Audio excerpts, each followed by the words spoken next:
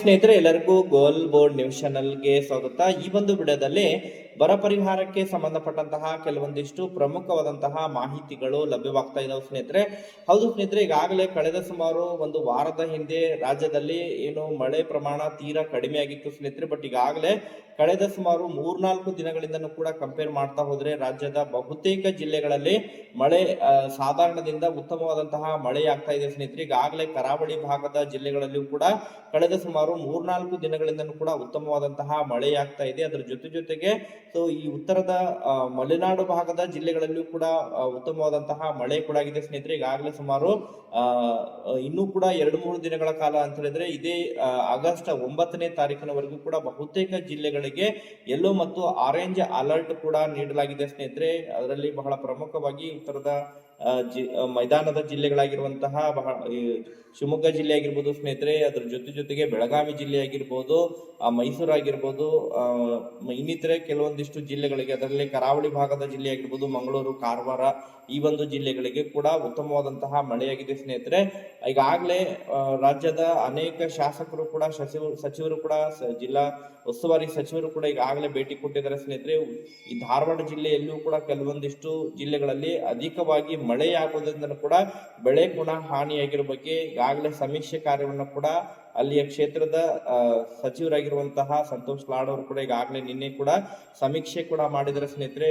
ಈ ಅನ್ನಿಗಿರಿ ಆಗಿರ್ಬೋದು, ಇನ್ನಿತರೆ ಧಾರವಾಡ ಜಿಲ್ಲೆಯ ಕೆಲವೊಂದಿಷ್ಟು ತಾಲೂಕುಗಳ ಸಮೀಕ್ಷೆ ಕೂಡ ಮಾಡಿದರೆ ಬಹುತೇಕ ಜಿಲ್ಲೆಗಳಲ್ಲಿ ಉತ್ತಮವಾಗಿ ಮಳೆಯಾಗಿದ್ದಾವೆ. ಕೆಲವೊಂದಿಷ್ಟು ಜಿಲ್ಲೆಗಳಲ್ಲಿ ಅಧಿಕ ಮಳೆಯಿಂದ ಕೂಡ ಬೆಳೆ ಕೂಡ ಹಾನಿಗೆ ಒಳಗಾಗಿದ್ದಾವೆ. ಕಳೆದ ಸುಮಾರು 2-3 ದಿನಗಳಿಂದ ಕೂಡ ಉತ್ತಮವಾದಂತಹ ಮಳೆಯಾಗಿರುವ ಬಗ್ಗೆ ಈಗಾಗಲೇ ವರದಿಯಾಗಿದೆ ಸ್ನೇಹಿತರೆ. ಆದರೆ ಉತ್ತರ ಕರ್ನಾಟಕದ ಭಾಗದ ಜಿಲ್ಲೆಗಳಲ್ಲಿ ಇನ್ನೂ ಕೂಡ ಮಳೆ ಪ್ರಮಾಣ ಇನ್ನೂ ಕೂಡ ಕಡಿಮೆ ಇದ್ದು, ಅದಕ್ಕೆ ಸಂಬಂಧಪಟ್ಟಂತೆ ನಿರಂತರವಾಗಿ ರೈತರು ಕೂಡ ಮನವಿಯನ್ನ ಸಲ್ಲಿಸ್ತಾ ಇದ್ದಾರೆ.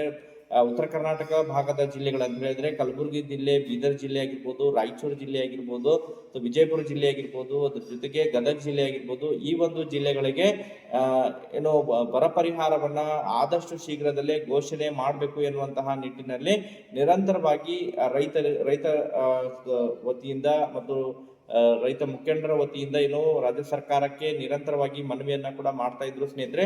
ಅದಕ್ಕೆ ಸಂಬಂಧಪಟ್ಟಂತೆ ಈಗಾಗಲೇ ಇನ್ನೊಂದು 2-3 ದಿನಗಳ ಒಳಗಾಗಿ ವರದಿಯನ್ನ ಕೂಡ ಸಲ್ಲಿಸಲಿಕ್ಕೆ ಈಗಾಗಲೇ ರಾಜ್ಯದ ಮುಖ್ಯಮಂತ್ರಿ ಆಗಿರುವಂತಹ ಡಿ.ಕೆ. ಶಿವಕುಮಾರ್ ಅವರು ಸೂಚನೆಯನ್ನ ಕೂಡ ಆಯಾ ಒಂದು ಉಸ್ತುವಾರಿ ಸಚಿವರಿಗೆ ಮಾಹಿತಿಯನ್ನ ಕೊಟ್ಟಿದ್ದಾರೆ ಸ್ನೇಹಿತರೆ. ಯಾವ ಜಿಲ್ಲೆಗಳಲ್ಲಿ ಮಳೆ ಪ್ರಮಾಣ ಯಾವ ರೀತಿ ಇದೆ, ಅದರ ಜೊತೆಗೆ ಬಹಳ ಪ್ರಮುಖವಾಗಿ ಬರ ಅಧ್ಯಯನಕ್ಕೆ ಸಂಬಂಧಪಟ್ಟಂತೆ ಕೂಡ ಆ ಮಾಹಿತಿಯನ್ನ ಕಲೆ ಹಾಕಬೇಕು. ಅದ್ರ ಜೊತೆಗೆ ನಿರಂತರವಾಗಿ ಆದಷ್ಟು ಶೀಘ್ರದಲ್ಲೇ ಬರಪೀಡಿತ ಜಿಲ್ಲೆಗಳು ಯಾವಿದಾವೆ ಅದನ್ನ ಘೋಷಣೆ ಮಾಡಲಿಕ್ಕೆ ಈ ಒಂದು ಆಗಸ್ಟ್ ಅಂತ್ಯದವರೆಗೆ, ಯಾಕಂತ ಹೇಳಿದ್ರೆ ಇನ್ನೂ ಕೂಡ ಹವಾಮಾನ ವರದಿಯ ಪ್ರಕಾರ ಇನ್ನೂ ಕೂಡ ರಾಜ್ಯದ ಬಹುತೇಕ ಜಿಲ್ಲೆಗಳಲ್ಲಿ ಮುಂದಿನ ದಿನಗಳಲ್ಲಿ ಉತ್ತಮವಾಗುವಂತಹ ಮಳೆಯಾಗುವಂತಹ ನಿರೀಕ್ಷೆ ಇದೆ ಎನ್ನುವಂತಹ ಮಾಹಿತಿಗಳು ಈಗಾಗಲೇ ಹವಾಮಾನ ಇಲಾಖೆಯ ಮೂಲಕ ಲಭ್ಯವಾಗ್ತಾ ಇದೆ ಸ್ನೇಹಿತರೆ. ಈಗಾಗಲೇ ಬಹಳಷ್ಟು ಜಿಲ್ಲೆಗಳಿಗೆ ಕಳೆದ ಸುಮಾರು ಒಂದು ವಾರದಿಂದನೂ ಕೂಡ ಉತ್ತಮವಾದಂತಹ ಮಳೆಯಾಗ್ತಾ ಇದೆ.